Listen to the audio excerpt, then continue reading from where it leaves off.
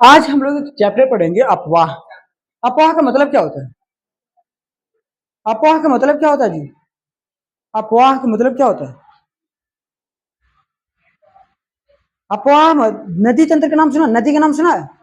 नदी क्या करती है? नदी अपने साथ क्या क्या लेके जाती है? और क्या? पत्थरों का, अच्छा, सेडिमेंट, रॉक।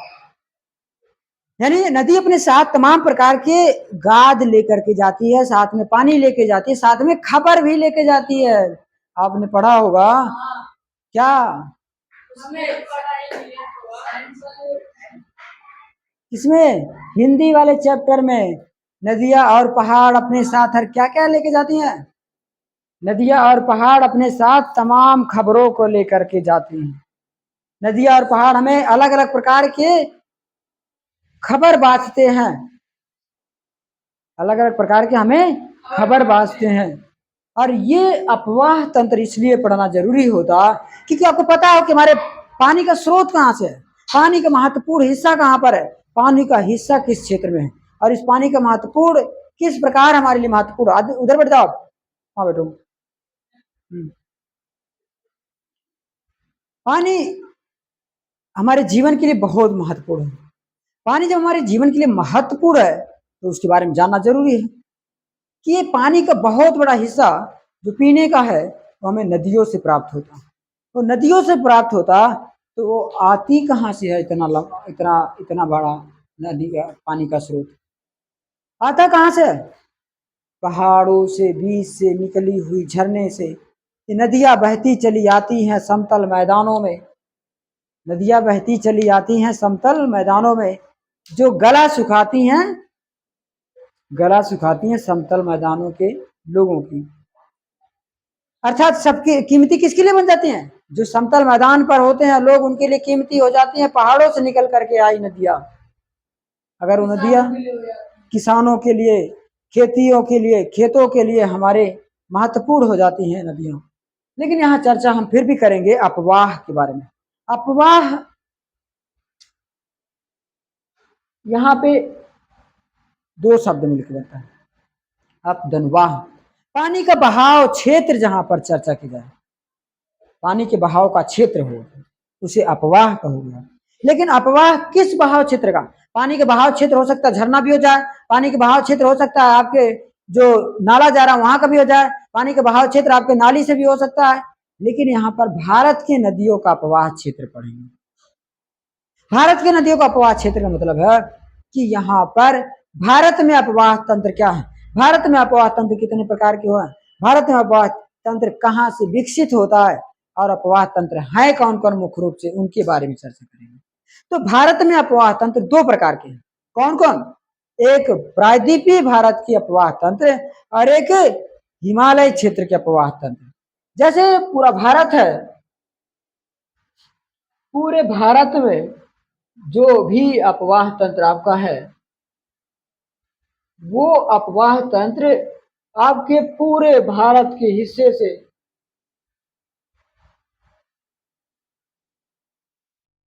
अब ये तो यहां से निकला यहां पर आया, और एक यहां से निकला यहां पर चला गया, एक यहां से निकला यहां पर चला आया, अर्थात यहां पर चला आया। एक ये तो उत्तर भारत के अपवाह तंत्र है, अर्थात जो अपवाह तंत्र भारत के उत्तर भारत में है, जो नदियों का विकास, जिन नदियों का अपवाह तंत्र भारत के उत्तरी क्षेत्र में है उसे हम प्राय हिमालय क्षेत्र का अपवाह तंत्र कहते हैं। हिमालय से निकलने वाली नदियों के माध्यम से जो भारत में पानी का अपवाह तंत्र होता है उसे हम हिमालयी नदियां कहते हैं, जो हिमालय से निकलती हैं। हिमालय हमारे भारत के किस क्षेत्र में है, किस दिशा में है? उत्तर दिशा में है। किस दिशा में है? उत्तर दिशा में है। अगर उत्तर दिशा में हमारे हिमालय की उत्तर दिशा में है तो उस क्षेत्र से जितनी नदियां निकलती हैं और वो अगर भारत में बहती हैं तो उसे हम कहेंगे कि भारत का अपवाह तंत्र है। ये क्या है? भारत का अपवाह तंत्र। दूसरा भारत का अपवाह तंत्र एक आता है प्रायद्वीपीय भारत का अपवाह तंत्र। हाँ, हिमालय भारत के अपवाह तंत्र में कौन कौन नदी आती है? सिंधु, गंगा, ब्रह्मपुत्र, ऐसे बहुत सारी नदियां हैं, लेकिन मुख्य मुख्य नदियों के बारे में हम यहाँ पढ़ेंगे। सबसे महत्वपूर्ण सिंधु, गंगा, ब्रह्मपुत्र, ये तीन महत्वपूर्ण अपवाह तंत्र भारत के उत्तर भारत में बहते हैं। भारत के गंगा जो है, गंगा का अपवाह तंत्र कहां से कहां तक है? जो सिंधु नदी है, ये मानसरोवर की झील से निकलती और ये गार्ज बनाती हुई लद्दाख से होते हुए और लद्दाख में प्रवेश करती, और यह आपके नामचा बरवा जो पहाड़ी क्षेत्र है, जास्कर वाला पहाड़ी क्षेत्र है, जास्कर से होते हुए अब ये पाकिस्तान में प्रवेश करती और पाकिस्तान से होते हुए ये अरब सागर में जाकर करके गिरती है, अरब सागर में जाकर करके गिरती है, समझे? यानी निकला हिमालय के तिब्बत से, गिरा अरब सागर में, और निकला हिमालय के तिब्बत से भारत के जम्मू लद्दाख से होते हुए प्रवेश करती भारत में, और कुछ दूरी तक भारत में बहती और यहाँ बहते हुए पाकिस्तान से होते हुए और यह अरब सागर में जाकर गिरती। लेकिन सिर्फ और सिर्फ यह नदियां जो है, सिंधु नदी महत्वपूर्ण है, लेकिन इसकी बहुत सारी सहायक नदियां भी हैं। वो सहायक नदियां क्या हैं? वो जो सहायक नदियां हैं, वो सहायक नदियां कौन कौन से हैं, पढ़ लो जरा उसके बारे में भी। जैसे यहां से निकला अब ये सिंधु नदी तो गया, लेकिन यहां से निकली भारत में जो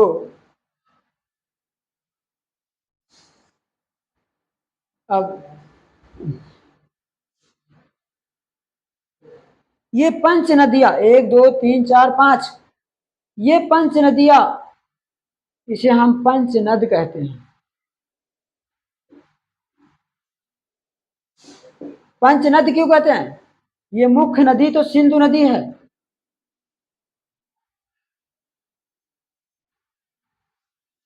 मुख्य नदी सिंधु नदी है, और यहां से निकलती पंच नदी कौन? एक झेलम, चिनाब, और क्या? यहाँ झेलम, चिनाब, रावी, यहाँ सतलज, रावी, ब्यास,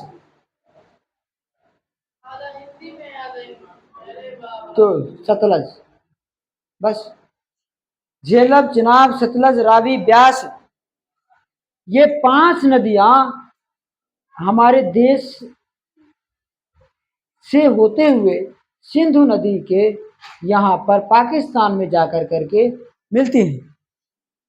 इस जगह पर मिलने वाली जगह का नाम क्या है? पाकिस्तान में किस क्षेत्र में? अरब सागर तो यहाँ पर है, ये जाके गिरती है अरब सागर में, लेकिन मिठान कोट बताया था ना, यहाँ जाकर करके पाकिस्तान में मिलती हैं। और ये 5 नदियां महत्वपूर्ण इसकी सहायक नदियां हैं। और भी सहायक नदियां जैसे जास्कर, श्योक, और नदी है क्या? नुब्रा, नुब्रा, ये सारी नदियां यहां से जाकर करके सिंधु नदी में मिलती हैं। यानी सिंधु नदी की सहायक नदियां कौन कौन है? जास्कर, नुब्रा, श्योक, ये सारी सहायक नदियां हैं सिंधु नदी की। और यह सिंधु नदी अरब तिब्बत के पठारी क्षेत्र मानसरोवर झील के पास से निकलती और लद्दाख में प्रवेश करती, लद्दाख के गार्ज बनाती बहुत बड़ा, और सुंदर एक गार्ज का निर्माण करती जास्कर के आसपास, और उसके उस जगह पर यह कौन सी नदी मिलती?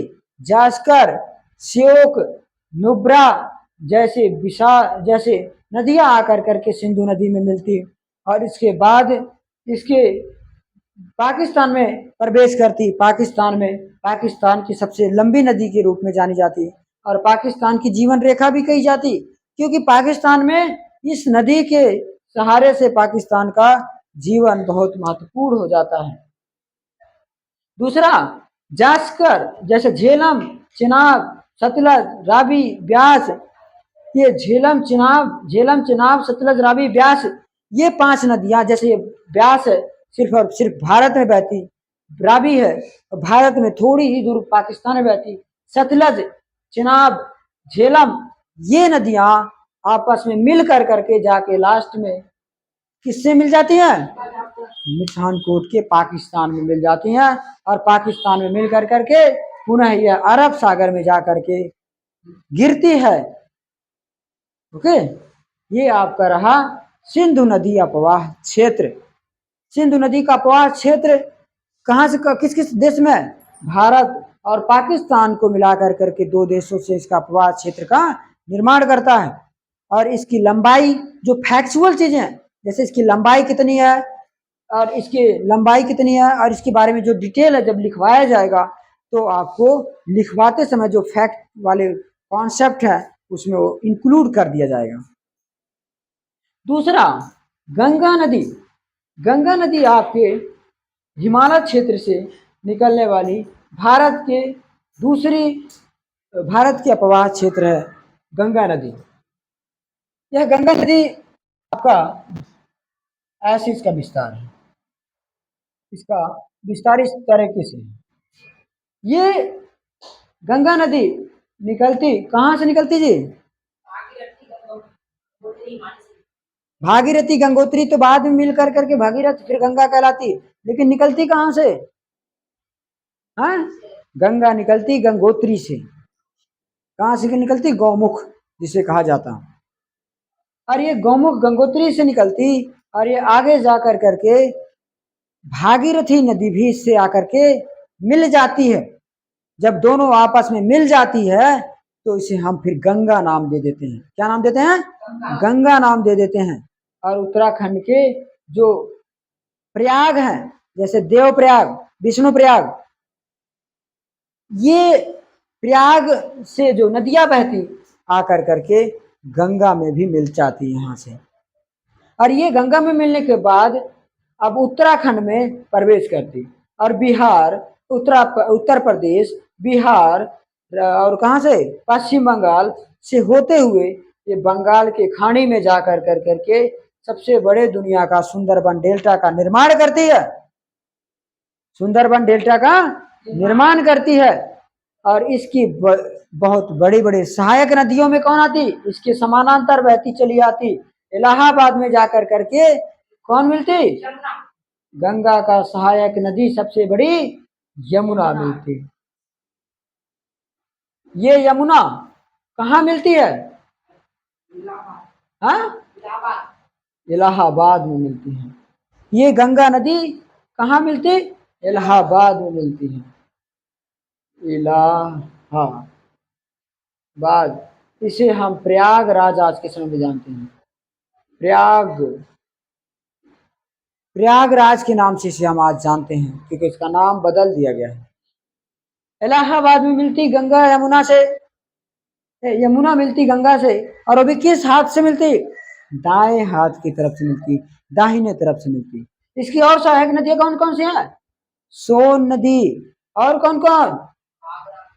इधर से घाघरा, गंडक, कोसी, जो बिहार से मिलती नदियां नेपाल के हिमालय से निकलती, जैसे कोसी, गंडक, इसमें घाघरा, ये सारा नदियां भारत, जो गंगा की सहायक नदियां हैं वो उत्तर बाएं हाथ की तरफ से मिलती हैं। आप उसमें से रीड करोगे, इसको रीड करो फटाफट, उसको वहां से क्वेश्चन करो, वो क्वेश्चन करो पहले। बाएं हाथ की तरफ से नदियां मिलती और ये महत्वपूर्ण नदियां हैं। और ये जब बाएं, और हाँ, जो यमुना है, यमुना की भी सहायक नदियां कौन कौन है? कौन कौन है? चंबल। इसका और कौन सी सहायक नदियां है? पार्वती, चंबल, केन, सोन, ये सब इसकी सहायक नदियां हैं। और आकर के ये इलाहाबाद में यमुना नदी मिल जाती है। और इसकी दूसरी महत्वपूर्ण सहायक नदी जो ब्रह्मपुत्र नदी है, ये कहाँ से आती? ये हिमालय के तिब्बत से भी निकलती है। तिब्बत से निकल कर करके यहाँ चाइना में उसको सांगपो नाम से जाना जाता। जब ये उत्तर प्रदेश में भारत में प्रवेश करती तो ये कहाँ प्रवेश करती? अरुणाचल प्रदेश के कहाँ से? सिंटेक्सियल मोड से। सिंटेक्सियल मोड मतलब क्या है? जो यहाँ पर स्थान है इसे हम सिंटेक्सियल मोड कहते हैं। यहाँ से ये प्रवेश करती है। प्रवेश कर करके जब भारत में प्रवेश कर जाती है ये, तो इसे हम किस नाम से जानते हैं? इसे हम ब्रह्मपुत्र नाम से जानते हैं। और जब तक ये भारत में बहती है तब तक इसे हम ब्रह्मपुत्र नाम से जानते हैं। लेकिन जैसे ये गंगा नदी, ब्रह्मपुत्र नदी भारत पश्चिम बांग्लादेश में जाकर करके गंगा नदी से मिल जाती है तो इसे हम मेघना नाम से भी जानते हैं। किस नाम से जानते हैं? मेघना। यहाँ जब किससे मिल जाती है? गंगा से। गंगा और ब्रह्मपुत्र जब मिल जाती है तो इसे हम मेघना नाम से जानते हैं। और यह नदी एक बड़े डेल्टा का निर्माण करती है, दुनिया का बड़े डेल्टा का निर्माण करती है, जिसे हम कहते हैं सुंदरबन डेल्टा कहते हैं। और वो कहाँ निर्माण करती है? बांग्लादेश के और भारत के दोनों नदियां मिलकर करके उसके मुहाने पर निर्माण होता है। बांग्लादेश और भारत के सीमा पर थोड़ी दूर पे, थोड़ी क्षेत्र कवर कर करके। और ये ब्रह्मपुत्र की सहायक नदियां कौन कौन से हैं? लोहित महत्वपूर्ण सहायक नदी है। लोहित महत्वपूर्ण सहायक नदी है ब्रह्मपुत्र की। उसके बाएं हाथ, जैसे देख इधर से जा रही है तो इसका बायां हाथ होगा ना ये, तो इधर से जो होगा बाएं हाथ की तरफ से मिलेगी, तो हम कहेंगे बाएं से आकर करके लोहित नदी ब्रह्मपुत्र में आकर के मिलती है। ये दूसरी महत्वपूर्ण नदी है भारत की, प्रायद्वीपीय नहीं, हिमालय क्षेत्र की। हिमालय क्षेत्र से निकलने वाली दूसरी महत्वपूर्ण नदी कौन सी है? ब्रह्मपुत्र। ठीक है ना। पूरे उत्तर भारत में, जो पूरे उत्तर भारत के मैदानी क्षेत्रों में जैसे गंगा है, और भारत के उत्तर भारत के हिमालयी क्षेत्र में सिंधु नदी, और इधर की पूर्वोत्तर भारत में हिमालयी क्षेत्र में ब्रह्मपुत्र नदी महत्वपूर्ण भूमिका निभाती हैं। यह हिमालयी क्षेत्र के, हिमालय यानी तिब्बत और हिमालय से निकलने वाली तीन महत्वपूर्ण नदियां जो भारत के विकास में महत्वपूर्ण भूमिका निभाती हैं, उन तीन नदियों का नाम है गंगा, ब्रह्मपुत्र, सिंधु, यानी सिंधु गंगा ब्रह्मपुत्र नदी ये हैं। सिंधु नदी की सहायक नदियों को आपको मैं बता दिया था कि सिंधु नदी की सहायक नदियां जास्कर है, नुब्रा है, श्योक है,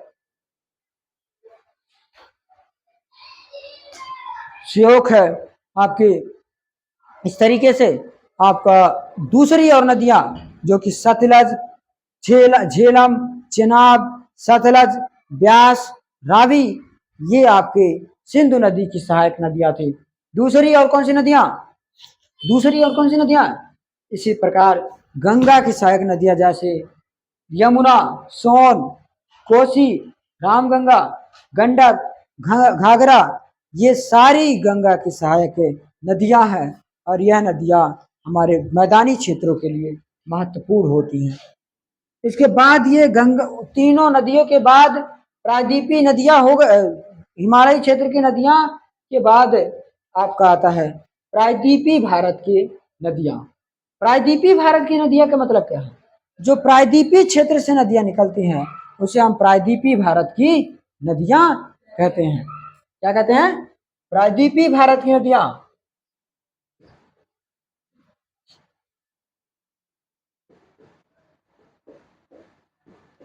प्रायद्वीपीय भारत की नदियां, प्रायद्वीपीय भारत की नदियां ये क्या करते हैं? जो प्रायद्वीपीय भारत की नदियां है, इसमें प्रायद्वीपीय क्षेत्र से निकलने वाले नदियों को प्रायद्वीपीय नदियां कहते हैं। जैसे आपको मैं मैप बनाया था, तो मैप के इस बीच वाले हिस्से से जो प्रायद्वीपीय भारत था, अब इसके बाद ये ऐसे था,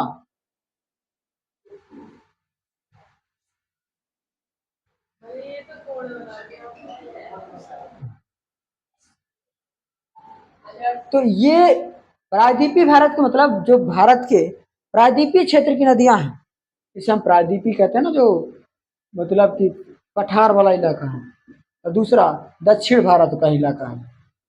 इसे हम प्रायद्वीपीय भारत की नदियां कहते हैं। इसमें महत्वपूर्ण नदियां कौन कौन आ जाती हैं?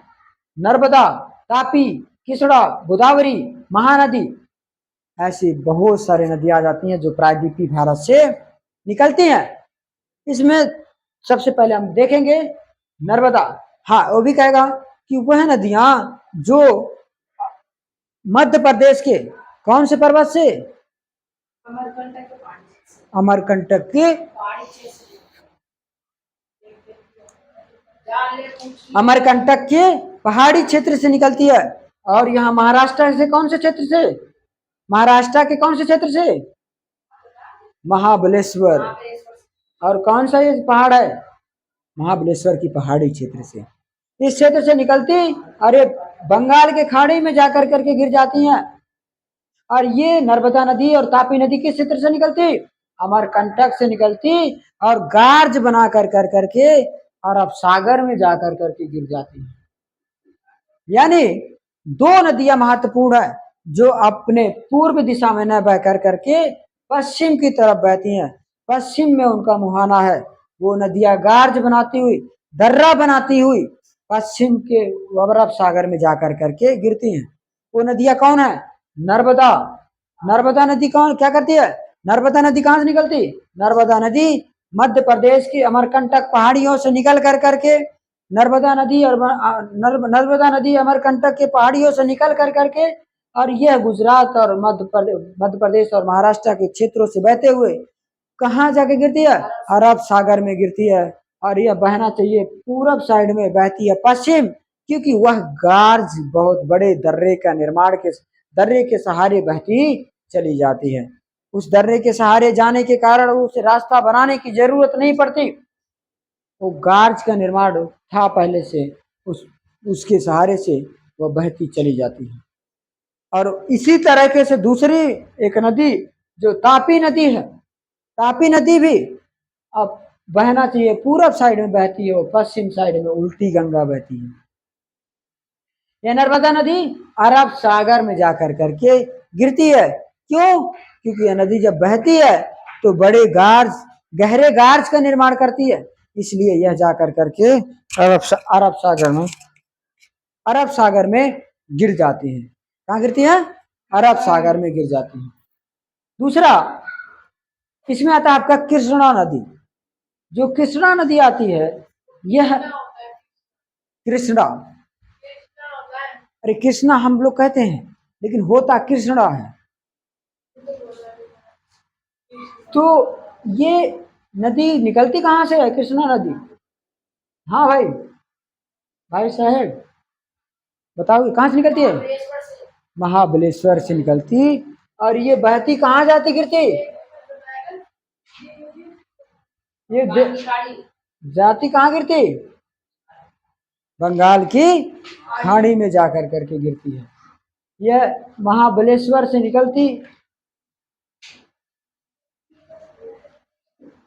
और गिरती बंगाल की खाड़ी में